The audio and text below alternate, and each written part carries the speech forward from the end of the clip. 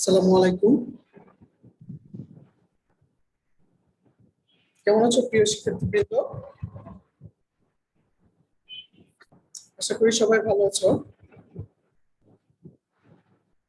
যারা উপস্থিত আছো আমার ক্লাসে আছো হচ্ছে মহিবুল, সানজানা, শহীদুজ্জামান। তোমরা একটু আমাকে কনফার্ম করো যে আমার কথাগুলো কি শুনতে পাচ্ছ তোমরা? যে কোনো একজন বলো। জি স্যার। আসসালামু আলাইকুম স্যার। ওয়ালাইকুম জি, আসসালাম। বোঝা যাচ্ছে। ওকে।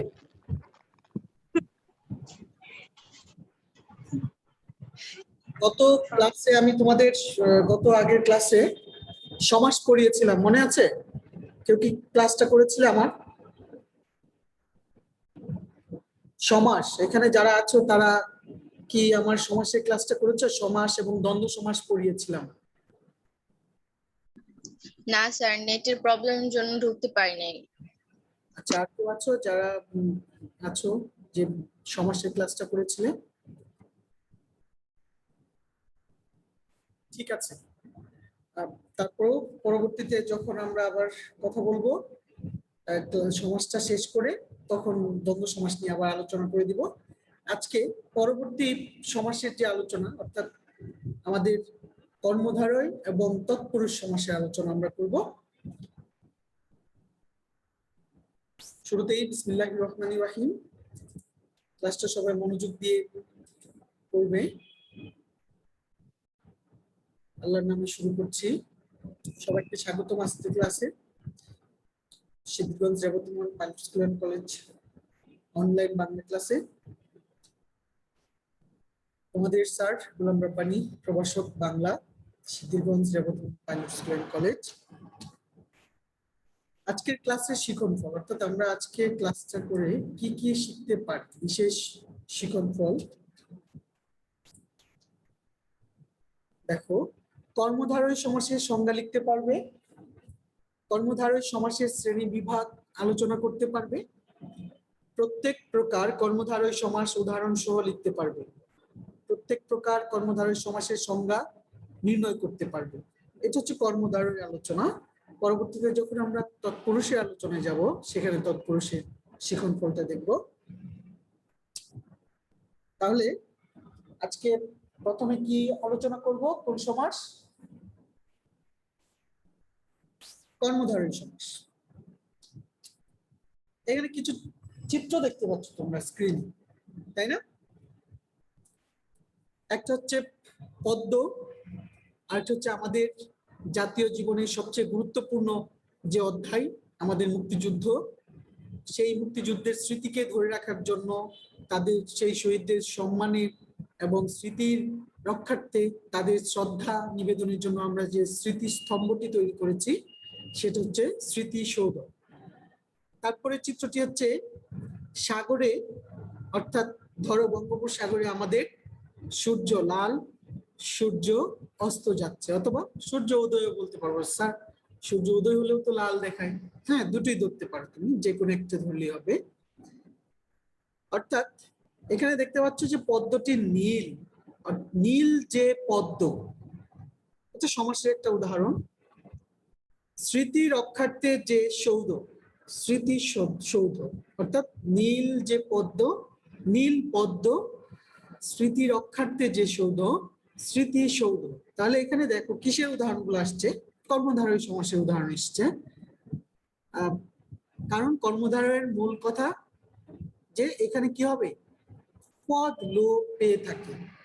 পূর্বপদ পরপদ উভয়টিকে যখন প্রাধান্য দেওয়া হয়, সেটা আমরা জানি কোথায়? দ্বন্দ্ব সমাসে। কিন্তু এখানে হচ্ছে কর্মধারয় সমাস। কর্মধারয় সমাস কিভাবে হয়, সংজ্ঞাগুলো আমরা জানতে পারবো পরবর্তীতে। দেখো, এটা উদাহরণ দিয়ে দেখালাম যে কর্মধারয় সমাসের উদাহরণগুলো কেমন হয়।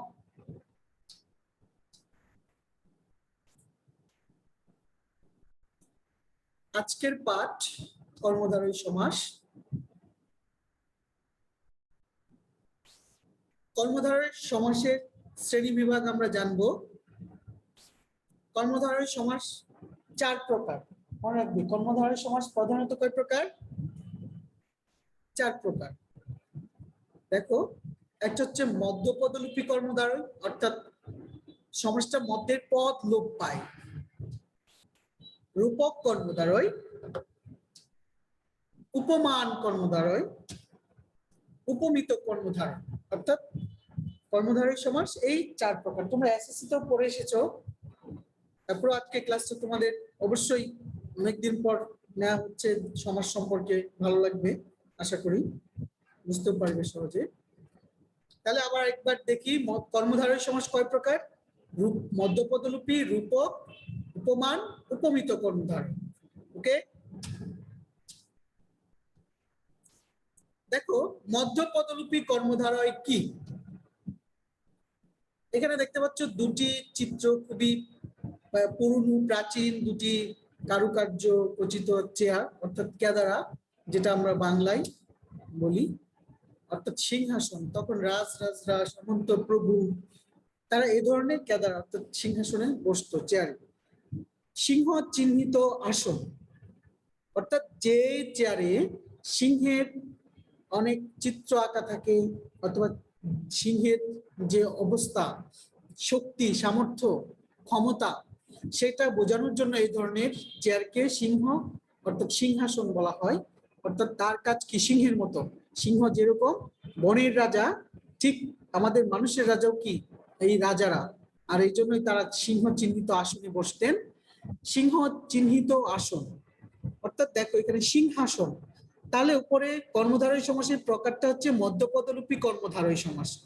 মধ্যের পদ লোপ পেয়েছে বলেই এর নাম কি, মধ্যপদলোপী কর্মধারয়। দেখো তো, সিংহ চিহ্নিত আসন, এই যে শব্দটা লোপ পেয়েছে, তাই না? এই জন্য আমরা কি দেখছি, সিংহাসন, অর্থাৎ মাঝখানে চিহ্নিত শব্দটা নেই, সমস্ত পদে গিয়ে সিংহাসন হয়ে গেছে। সিংহ আসনটা আছে, শুধু চিহ্নিতটা লোপ পেয়েছে। বুঝতে পেরেছো? এই জন্য এটার নাম কি, মধ্যপদলোপী কর্মধারয়। যখন তুমি বেশ বাক্য করবে, বেশ বাক্য করার সময় তোমাকে এরকম দেখাইতে হবে। মধ্যের পদ লোপ পেয়েছে। এবার দেখো উপমান, উপমিত এবং রূপক, এই তিনটি সমাসের সংজ্ঞা বিশেষভাবে এখানে উল্লেখ করা আছে। একটু মনোযোগ দিয়ে তোমরা দেখো, স্ক্রিনে দেখা যায়। উপমান, প্রথমে মনে একটু মনোযোগ দাও। পূর্ব পদে উপমান এবং পরপদে সাধারণ ধর্মবাচক পদের যে সমাস হয় তাকে উপমান কর্মধারয় সমাস বলে। পূর্ব পদে উপমান, হ্যাঁ উপমানটা কি? তারপর বলছে ধর্মবাচক, সাধারণ ধর্মবাচক, এটা ধর্মটা অর্থাৎ এটার বৈশিষ্ট্য হবে কি, সাধারণ, অর্থাৎ এটার গুণটা হবে কি, সাধারণ। আর এটা হচ্ছে কি উপমান কর্মধারয় সমাসের উদাহরণ হবে। আর যে সমাসে পূর্ব পদে উপমেয় পদের সাথে পরপদে উপমান পদের যে সম্পর্ক, দেখো দুইটার সাথে একটা সম্পর্ক আছে। শুধুমাত্র উপমান যদি পূর্ব পদে থাকে, পরপদ শুধু সাধারণ ধর্ম প্রকাশ করে, সেটা হচ্ছে উপমান কর্মধারয় সমাস। আর উপমেয় হচ্ছে যে, উপমিত হচ্ছে যে কর্মধারয় সমাসের প্রথমটা হচ্ছে উপমেয়, পরেরটা হচ্ছে কি উপমান, সেটা হচ্ছে কি উপমিত কর্মধারয় সমাস। সাধারণ গুণের উল্লেখ থাকে উপমানে, আর সাধারণ গুণের উল্লেখ থাকে না উপমিত। আর উপমান এবং উপমেয়ের মধ্যে যে অভেদ কল্পনা করা হয়, সেই সমাসটার নাম করা হয়েছে রূপক কর্মধারয় সমাস। অর্থাৎ উপমান এবং উপমেয়ের মধ্যে কোনো পার্থক্য থাকবে না, একটা আরেকটার রূপক হিসেবে ব্যবহার করা হয়, সেটা হচ্ছে কি রূপক কর্মধারয়। অর্থাৎ সেখানে খুব বেশি পার্থক্য, কিন্তু উপমান উপমিতের মধ্যে পার্থক্য থাকবে। যখন তুমি উপমান কর্মধারয় নির্ণয় করতে যাবে, তখন সেটার ভিতর পার্থক্য থাকবে। উপমিত কর্মধারয় যখন নির্ণয় করতে যাবে, সেটার ভিতর পার্থক্য থাকবে। কিন্তু রূপক কর্মধারয় যখন নির্ণয় করতে যাবে, তখন উপমান এবং উপমিতের মধ্যে একটা সমান অর্থ, একটা সমান বৈশিষ্ট্য লক্ষ্য করতে হবে, অথবা লক্ষ্য করবে, যাতে করে রূপক কর্মধারয় হয়। আর এটা হচ্ছে সাধারণ গুণে উল্লেখ থাকে না। তাহলে আমরা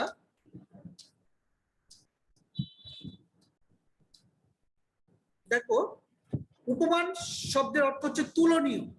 একটু মনোযোগ দাও, আমি বলছি। উপমান শব্দের অর্থ হচ্ছে তুলনীয় বস্তু।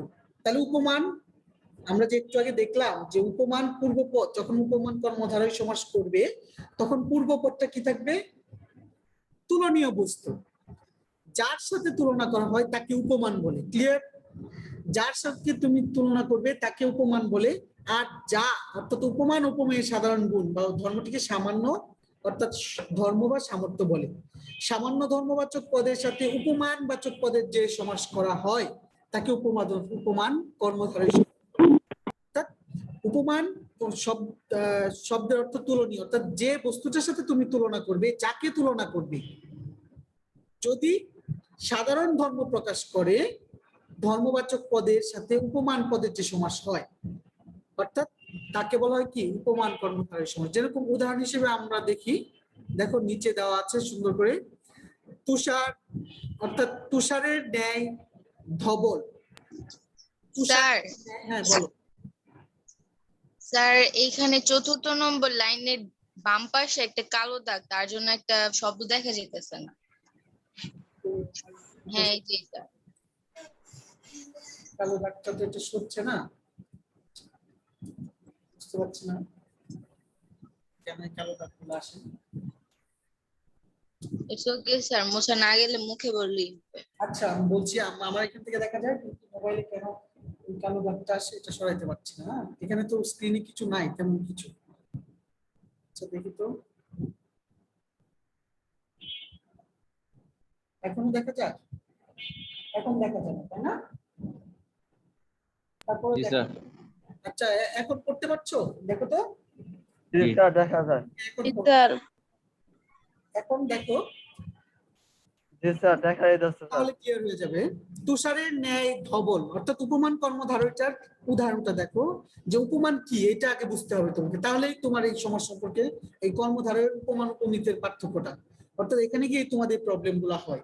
তাহলে আজকে দেখো, তুষারের ন্যায় ধবল, এখানে দেখো উপমান হচ্ছে তুষার, কারণ যার সাথে তুলনা করবে যে বস্তুটিকে, অর্থাৎ তুমি যে বস্তুটিকে তুলনা করবে সেটা হচ্ছে উপমান। তাহলে তুষার তুমি কি এটাকে তুলনা করছো ধবলের সাথে, কার সাথে? সাদা, অর্থাৎ কি সাধারণ গুণ।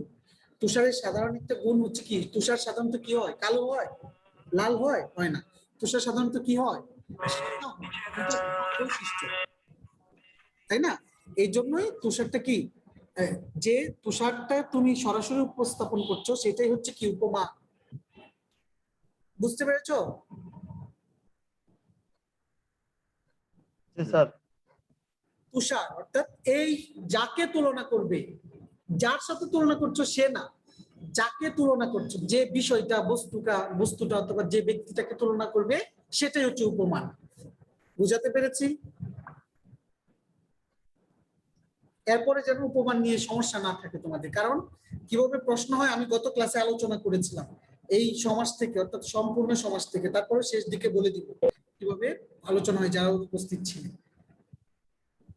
তারপরে দেখো, আমরা চাই আমাদের পেজে,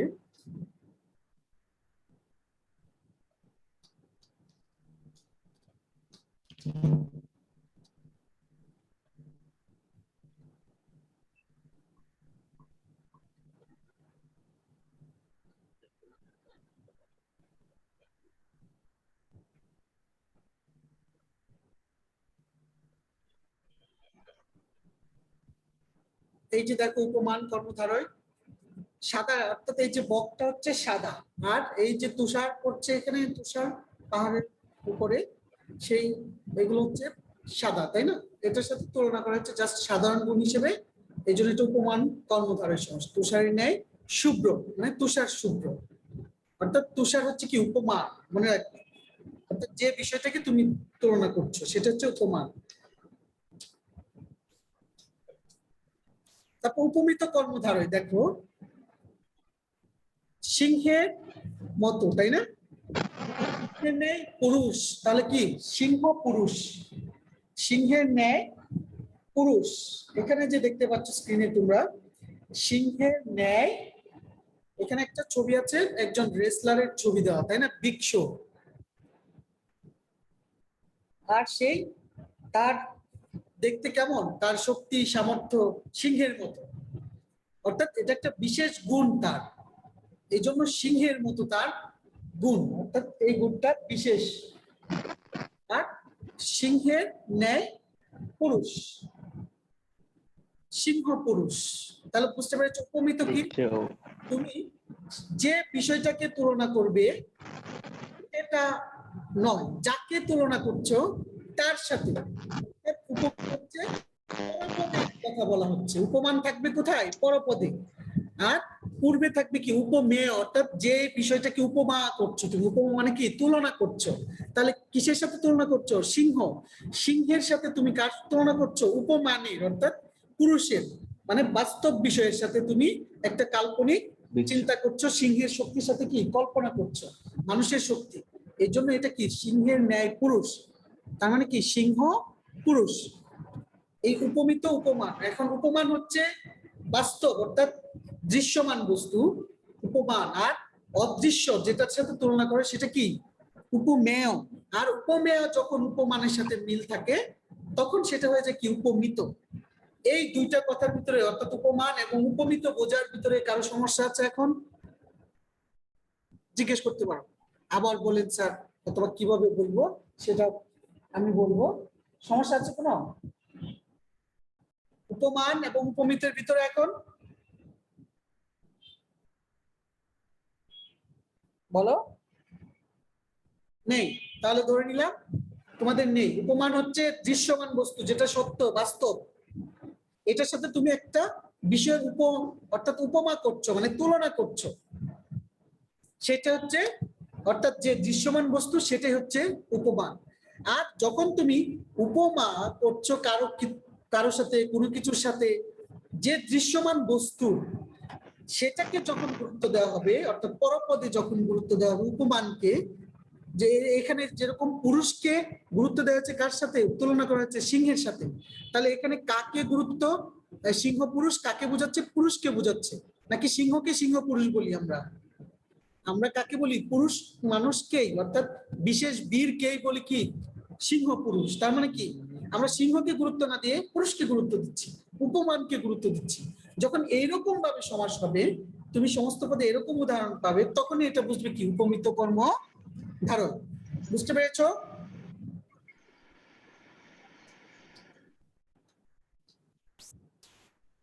তারপর দেখো একটা স্পষ্ট করে আমরা এখানে দেখতে পাচ্ছি একটা চাঁদের চিত্র, তাই না? অর্থাৎ আমাদের একটি উপগ্রহ হচ্ছে চাঁদ।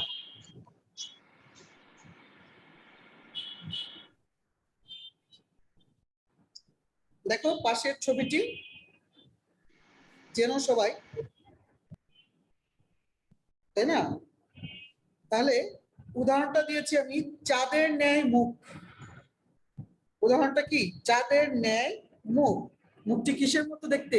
চাঁদের মতো। চাঁদ সবার প্রিয়, তাই না? তাই না? চাঁদ দেখতে ভালো লাগে খুব। পূর্ণিমার চাঁদ তো আরো সুন্দর। আর এই জন্য এটা পূর্ণিমার চাঁদই, আমি এই ছবিটা কিন্তু পূর্ণিমার চাঁদেরই অংশ। আর এই জন্যই সাধারণ গুণ নিয়ে এটাতে বিশেষ গুণ। তাহলে দেখো চাঁদের নেই মুখ, তাহলে কি? চাঁদ মুখ। তাহলে এটা কি বুঝিয়েছে? কল্পনা করেছে, তাই না? এটা তো কি নেই, কোন সাধারণ গুণ নেই। তাহলে দেখো এই যে কল্পনা, চিন্তা ধারা, অর্থাৎ কল্পনা করা, এই বিষয়টিকে আমরা এভাবে দেখবো। এটা তো কি নেই, সাধারণ গুণ থাকে না। তাহলে কি হবে? সাধারণ গুণ না থাকলে কি হয় বলতো? রূপক কর্মধারয় হয়, তাই না? সাধারণ গুণ না থাকলে কি হয়? রূপক কর্মধারয় হয়। তাহলে দেখো এখানে উপমান উপমিত কর্মধারয় সমাসের মূল পার্থক্যটা কোথায় উল্লেখ করো।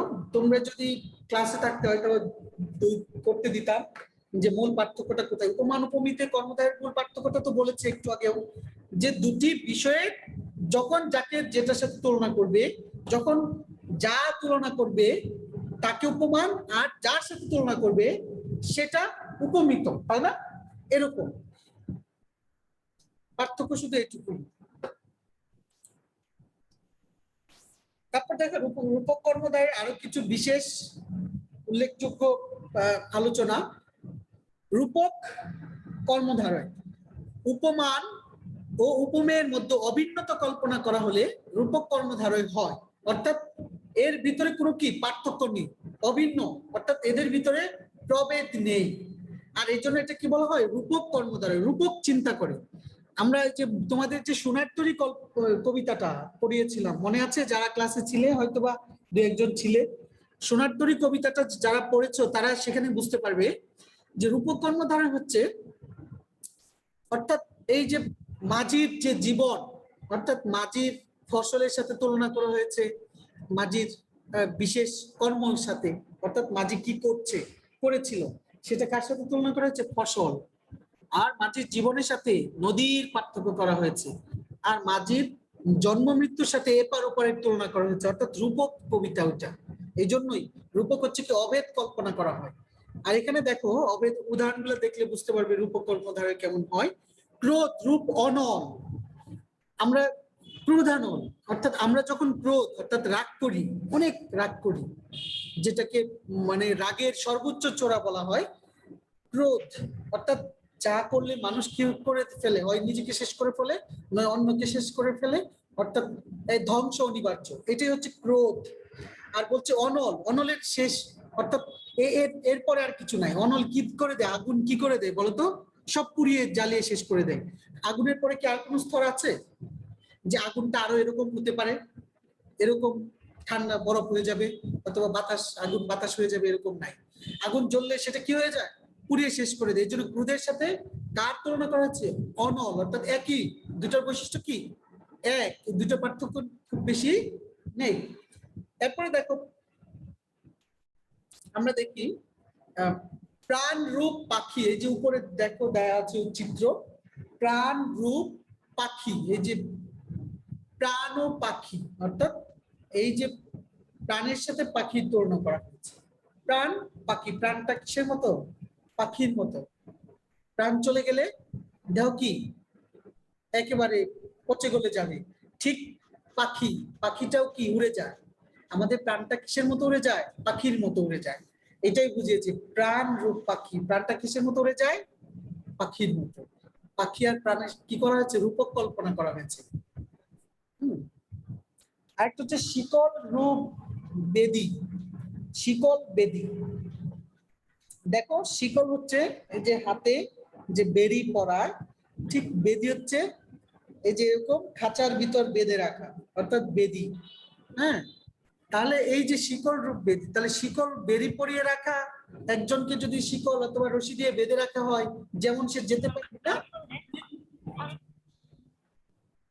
ঠিক বেদিতেও ভিতরে যদি রেখে দেওয়া হয় খাঁচার ভিতরে, তখন সে কি বের হতে পারবে না অথবা যেতে পারবে না। তাহলে দুইটা কি একই কল্পনা করে, পার্থক্য নাই দুইটার ভিতরে, তাই না? রশি দিয়ে বেঁধে রাখলেও, শিকল দিয়ে বেঁধে রাখলেও সে যেতে পারবে না, তারপর বেদি অর্থাৎ কোন একটা খাঁচায় বেঁধে রাখলেও তাকে কি যেতে দেওয়া যায় না অথবা যেতে পারে না। এটা দুটো কি এক, এই জন্য এগুলো হচ্ছে রূপক কর্মধারের উদাহরণ। হ্যালো,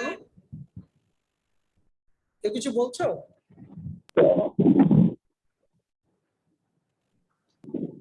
কে? এই যে আছে দেখো, মন রূপ মাঝি, রূপক কর্মধারয়, অর্থাৎ মন রূপ মাঝি। তাহলে মনটা কিসের মতো? মাঝির মতো। মনটা কিসের মতো? মাঝির মতো। নৌকাটা চালায় কে? মাঝি। নৌকাটা মাঝি যদি নৌকা যেদিকে চালাবে সেদিকেই যাবে, তাই না? তাহলে মাঝি নৌকা যদি পাল না ধরে অথবা বইটা না চালায়, তাহলে নৌকা কি এলোমেলো চলবে, বাতাসের মাধ্যমে যেদিকে মন চায় সেদিকে যাবে। তাহলে নৌকাটাকে নিয়ন্ত্রণ করে কে? মাঝি। ঠিক মানুষের নিয়ন্ত্রক কে?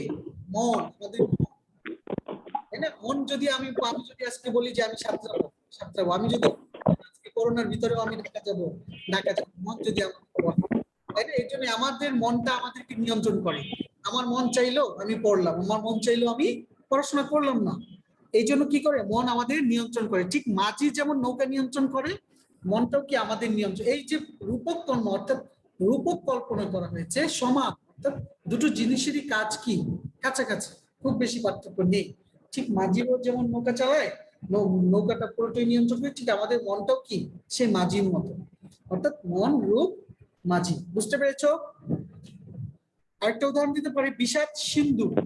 বিষাদ রূপ আমাদের বিষাদ, বিষাদ মানে কি দুঃখ, আমাদের কষ্ট যন্ত্রণা।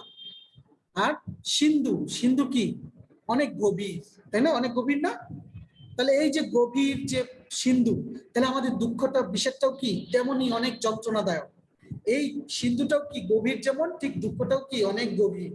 অনেক দুঃখে মানুষ কি কাঁদে, কষ্ট পায়। ঠিক এই গভীরের সাথে অর্থাৎ সিন্ধুর সাথে দুঃখের তুলনা করা হচ্ছে। সিন্ধু অর্থাৎ বিষাদ সিন্ধু, আমাদের বিষাদটা কিসের মতো? সিন্ধুর মতোই গভীর। বুঝতে পেরেছো রূপক কর্মধারয়? আশা করি বুঝতে পেরেছো। এরপরে এখানে কিছু আছে, দেখো উদাহরণ দিয়েছি, সেই উদাহরণগুলো দেখো তো কিসের উদাহরণ হতে পারে। গুরুকে ভক্তি, গুরু ভক্তি। খাঁচা থেকে ছাড়া, খাঁচা ছাড়া। তেলে ভাজা, তেলে ভাজা। তাহলে এখানে দেখো তিনটি উদাহরণ দেওয়া আছে। কিসের উদাহরণ কেউ বলতে পারবে? একটু দেখি তো, বলতে পারবে? স্যার রূপকের উদাহরণ। নো, গুরু কে, এখানে কে বিভক্তি এসেছে, থেকে থেকে বিভক্তি। তেলে ও উপমা। এ বিভক্তি, তাহলে এটা কিসের উদাহরণ? হচ্ছে তৎপুরুষ সমাসের উদাহরণ। একটু মনোযোগ দিলেই বুঝতে পারতে, কারণ তৎপুরুষ সমাস এখন হয় বিভক্তি যুক্ত হয়, তাই না? এগুলো হচ্ছে তৎপুরুষ সমাস। এবার আমরা তৎপুরুষ সমাস আলোচনা করব বলেই আমি হঠাৎ করেই তোমাদের এই একটা মেমোরিতে একটু গুলিয়ে দিলাম, যাতে করে এখন আমরা তৎপুরুষ সমাসের আলোচনায় চলে যাব। এখনের পাঠ হচ্ছে তৎপুরুষ সমাস।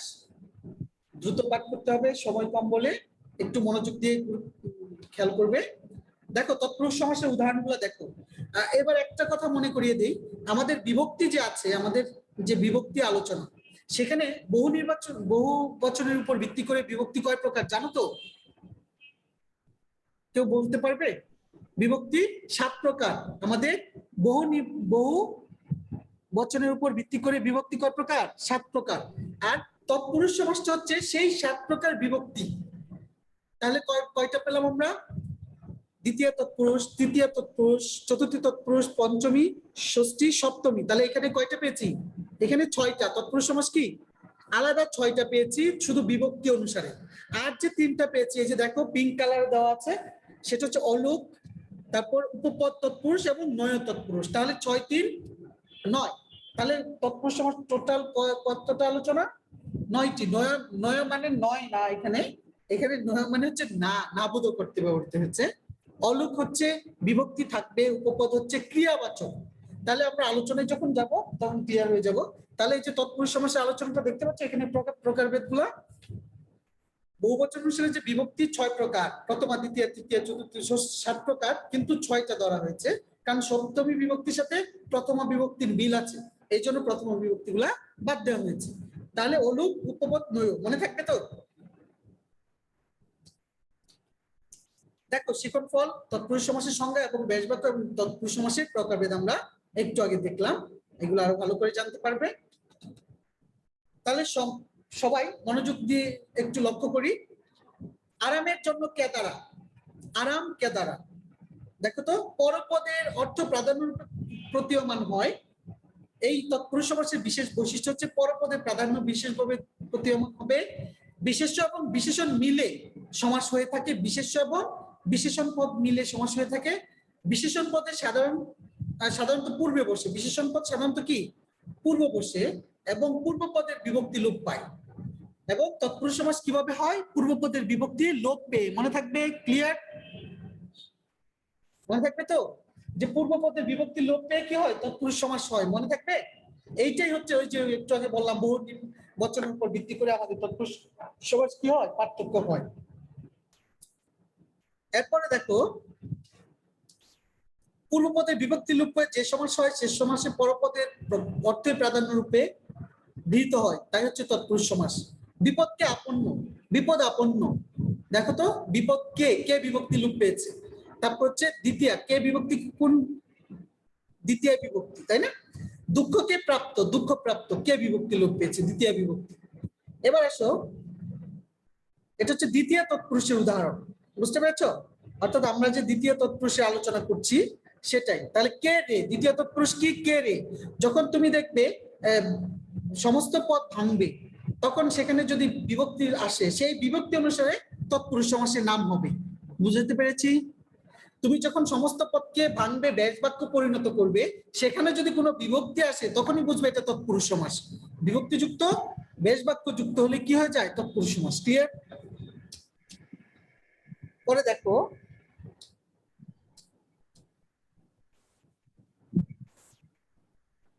শ্রম ধারা লব্ধ, শ্রম লব্ধ, দ্বারা দিয়ে কর্তৃক, এটা হচ্ছে কি তৃতীয় তৎপুরুষ সমাস। কে রে হচ্ছে দ্বিতীয় তৎপুরুষ সমাস, আর দ্বারা দিয়ে কর্তৃক হচ্ছে কি তৃতীয় তৎপুরুষ সমাস। এই জন্যই দ্বিতীয় তৎপুরুষ সমাস। হ্যাঁ, তৃতীয় তৎপুরুষ সমাস। শ্রম দ্বারা লব্ধ, শ্রম লব্ধ, তাহলে দ্বারা লোপ পেয়েছে, তাহলে এটা তৃতীয় তৎপুরুষ সমাস। এরপর হচ্ছে মন দিয়ে গড়া, দ্বারা দিয়ে কর্তৃক, তাহলে এই যে দিয়ে আসছে মন দিয়ে গড়া, মন গড়া, তাহলে কি তৃতীয় তৎপুরুষ সমাস। বুঝতে পেরেছো? বেশ বাক্যে যে বিভক্তি আসবে সেটাই হচ্ছে কি সে সমাসের নাম হবে, এবং বিভক্তি আসলে কি তৎপুরুষ। ক্লিয়ার? এবার দেখো, গুরুকে ভক্তি, গুরু ভক্তি, আমার জন্য সরি আরামের জন্য কে দ্বারা, আরাম কে দ্বারা, কে জন্য নিমিত্ত, কে জন্য নিমিত্ত, এটা কি চতুর্থী তৎপুরুষ। কে জন্য নিমিত্ত কি হয়? চতুর্থী তৎপুরুষ। এবার আসো স্যার, দ্বিতীয় চতুর্থী তো একই হয়ে যায় না, দ্বিতীয় এবং চতুর্থী এক হয় না। দ্বিতীয় তখনই হবে যখন কোনো কিছু যখন তুমি দান করবে বা কোনো কিছু এই যে ভক্তি করবে, সেটা তো তুমি ফিরিয়ে নিতে, দান কিন্তু ফিরিয়ে নিতে পারবে না, ভক্তি কিন্তু ফিরিয়ে নিতে পারবে না। পারবে? যখন কোনো কিছু সত্য ত্যাগ করে দান করতে হবে, তখনই সেটা কি হবে? চতুর্থী তৎপুরুষ হবে। বিশেষ ক্লু তোমাদের জন্য, যখন তুমি কোন একটা বিষয় সত্য ত্যাগ করে করবে, যেরকম গুরুকে ভক্তি করা, অর্থাৎ আমাদেরকে যে তোমরা শ্রদ্ধা করো, সম্মান করো, তোমরা কি বলো যে স্যার আমাদেরকেও সম্মান করেন, অথবা ফিরে পাওয়ার জন্য সম্মান করো? না। এই জন্য এটা কি সত্য ত্যাগ, অর্থাৎ তোমার এটা একবারেই মন থেকে ক্লিয়ার করেই তোমার কি করতে হয়? ভক্তি করতে হয় যে আমি এই ভক্তি আর ফিরে পাবো না। তাহলে তুমি যখন দান করো ভিক্ষুককে, তা কি ভিক্ষুককে দান করে আবার দিয়ে নাও, এই টাকাটা দিয়ে দেন চাচা, দিলাম তো আবার দিয়ে দেন, এরকম হয়? হয় না। এই জন্য যখন তুমি দেখবে একটা কিছু তোমার অধিকার ছেড়ে করবে, তখন সেটা হয়ে যাবে কি চতুর্থী, কে রে। ওকে? আর যখন তুমি অধিকার থাকবে, যেরকম দুপাকে কাপড় দাও, দুপাকে যখন তুমি কাপড় দিয়ে আসো, আবার কিন্তু নিয়ে আসো নাকি দিয়ে দাও একবার, ভালো ভালো জামাগুলা দিয়ে দাও না, আবার নিয়ে আসো, ধুয়ে দিলে অথবা ইস্ত্রি করে দিলে আবার আমরা নিয়ে আসি। এই জন্যই ওখানে যখন দুপাককে বিভক্তি, সেটা হচ্ছে দ্বিতীয় তৎপুরুষ, কারণ যেটা সত্য ত্যাগ করে দেওয়া হবে সেটাই চতুর্থী তৎপুরুষ হয়, যদি কে রে হলেও। আশা করি বুঝতে পেরেছো পার্থক্য। খাঁচা থেকে ছাড়া, খাঁচা ছাড়া, অর্থাৎ খাঁচা ছাড়া, তাহলে হতে থেকে যে পঞ্চমী বিভক্তি, হতে থেকে যে কি বিভক্তি? পঞ্চমী বিভক্তি। এই জন্য এটা কি পঞ্চমী তৎপুরুষ সমাস, পঞ্চমী বিভক্তি যুক্ত হয়েছে। শহর হতে ফেরত, ফেরত, তাহলে কি শহর ফেরত, শহর হতে ফেরত, তাহলে কি হবে? শহর ফেরত। এরপর দেখো, খেয়ার ঘাট, সপ্তমী বিভক্তি, খেয়া ঘাট, খেয়া অর্থাৎ র বিভক্তি যুক্ত হয়েছে, তাহলে সপ্তমী। তারপর হচ্ছে আমের বাগান, সপ্তমী, এর বিভক্তি, এ র এর, এ র এর, এগুলো যুক্ত হলে কি হয়? সপ্তমী বিভক্তি, ষষ্ঠী বিভক্তি, সরি ষষ্ঠী বিভক্তি হয়। আর বিশ্বে বিখ্যাত, এ বিভক্তি যুক্ত হয়েছে, তাহলে কি সপ্তমী বিভক্তি। গাছে পাকা, গাছ পাকা, তাহলে কি এ বিভক্তি লোপ পেয়েছে, তাহলে সপ্তমী। অকালে মৃত্যু, অকাল মৃত্যু, এ বিভক্তি লোপ পেয়েছে, তাহলে সপ্তমী। তাহলে তোমাকে আগে চিনতে হবে কি বিভক্তি, 7 প্রকার বিভক্তি ভালো করে জানতে হবে, তৎপুরুষ সমাস জানতে হবে, অবশ্যই মুখস্থ করতে হবে বিভক্তি গুলো, তাহলে সহজে মনে থাকবে আশা করি। তারপরে দেখো যে আলোচনাগুলা, নয় বালক, কোনো নাবুদক যদি শব্দ ব্যবহৃত হয় বেশ বাক্যে অথবা সমস্ত পদেও অনেক সময় কি নাবুদক অব্যয় থাকে, তখনই সেটা চোখ বুঝে বুঝবে এটা কি নয় তৎপুরুষ সমাস। তাহলে নয় বালক, নাবুদক নয়, না বালক, নয় আচার, অনাচার, অনা এটা কি অব্যয় পদ, তাহলে অনা, অনাচার, নয় আচার, ন কি নাবুদক, বাতাল, নেইতাল, বাতাল বা বেতাল, হ্যাঁ যাই বলো। তারপর হচ্ছে জল, জল দেয় যে, জলদ, এটা হচ্ছে উপপদ তৎপুরুষ ক্রিয়াবাচক যে সকল সমস্ত পদ দেখা যায়, অর্থাৎ ক্রিয়া, অর্থাৎ এটা কি কাজের বোঝায়, কাজ বোঝায়, এরকম হচ্ছে কি উপপদ তৎপুরুষ। জলের চরে যে জলচর, হ্যাঁ, জলের চরে যা জলচর, জলজ, জলে জন্মে যে জলজ, এই বিষয়গুলো হচ্ছে উপপদ তৎপুরুষ সমাসের উদাহরণ। স্যার শেষ করে দিচ্ছি। তারপর দেখো গরুর গাড়ি, অর্থাৎ এই যে গরুর গাড়ি আমাদের দ্বিতীয়া বিভক্তির মতো, হ্যাঁ, এই যে দ্বিতীয়াদি বিভক্তি লোপ হয় না, আর এই জন্য আমরা এটাকে দেখি কি অনেক সময় আমরা তৎপুরুষ সমাসের যে বিশেষ আলোচনা অলুক তৎপুরুষ, যে সমাসে সাধারণত কি হয় না, বিভক্তি লোপ পায় না প্রথম, অর্থাৎ পূর্বপদে বিভক্তি লোপ না পায়, সেটা হচ্ছে কি তৎপুরুষ অলুক তৎপুরুষ সমাস। সেটা কি সমাস? অলুক তৎপুরুষ সমাস। আর দুটি পদে যখন বিভক্তি লোপ না পায় সেটা হচ্ছে আমাদের অলুক দ্বন্দ্ব। আর একটি পদে যখন বিভক্তি লোপ পাবে, অর্থাৎ একটি পদে বিভক্তি থাকবে, সেটা হচ্ছে অলুক তৎপুরুষ সমাস। এটা পরবর্তী যখন অলুকের বিশেষ আলোচনা চালাবো অথবা আলোচনা করব, সেদিন এটা তোমাদের জানিয়ে দিব যে আমাদের আলোচনা। হ্যাঁ, তো আজকে এই পর্যন্তই, সবাইকে ধন্যবাদ জানিয়ে ক্লাস শেষ করছি। সবাই সুস্থ থাকো। আর পরবর্তী কিছু হ্যালো, আসসালামু আলাইকুম। হ্যাঁ কিছু বলার আছে? আসসালামু আলাইকুম। ওয়ালাইকুম আসসালাম। আসসালামু হ্যালো, আলাইকুম। হ্যালো, আসসালামু আলাইকুম।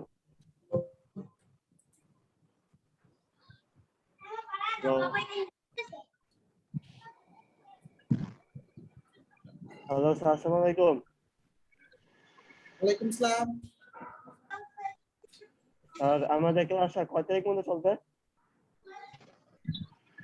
বুঝলাম না। ক্লাস কয় তারিখ পর্যন্ত চলবে?